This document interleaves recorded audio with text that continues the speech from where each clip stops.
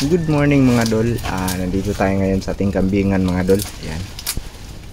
So ayan.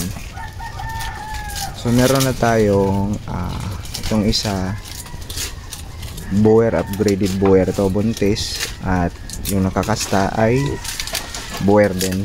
So nasunod natin yung series niya na pagka Boer. So itong isa naman purebred Anglo, pero medyo payat lang mga dol kasi marami-rami ito sila. At kasi may iba tayong tinatrabaho, kaya di tayo makapagkuha ng maraming kumpay. Ayan. Target natin by 2025 magkaroon na po tayo ng, kung hindi man lahat, halos upgraded na or pure breed. Ito na lang yung ating native mga dol. Itong dalawa na lang yung ating native. Ayan. Itong dalawa upgraded at pure breed. Ito naman, ayan, magandang lahi na to mga lol. Ito na yung pure breed natin, sobrang tapang. Ayan, so di pa tayo nakapaglinis kasi ngayon lang tayo nagkaroon ng bakasyon.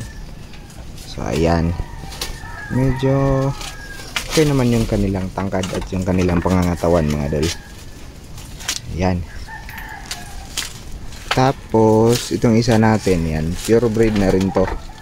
So bali ito, ayan, ito yung magiging materialis natin kung pagpalain tayo. So target natin 2025 ay mawala na yung pure natin na native mga dol. Ayan. So ito yung ating pure breed rin. Walang mga pangalan tong mga kambing ko mga dol. Ayan. Yun. At ito naman yung isa nating dappled mga dol. Ayan. Yung isa, bali naging ganyan yan kasi wala pang 1 month namatay yung kanyang ina. Kaya yung nangyari, bansot. Ayan. Ayan, lumalapit pang bansot. No, sa atin bansot, yung laki sana ng tenga mga dol. Kasi magandang lahi kasi ito mga dol. Pero sadyang di tayo sinwerte, namatay yung ina niya. Kaya ito yung nangyari. Medyo maliit siya.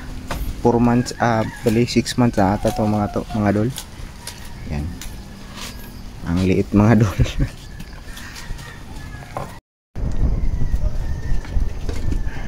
Dito naman mga dol, may dalawa tayong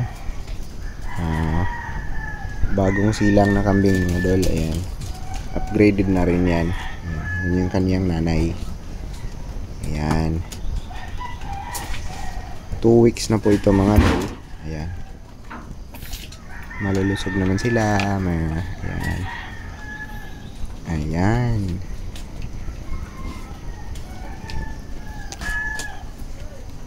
At dito naman mga dol, may dalawa rin tayo. Ayan. 1 month and 2 weeks na to mga dol. Ayan. Ayan, tapang. Ayan. Nagalit kay dalitan. Ayan mga dol.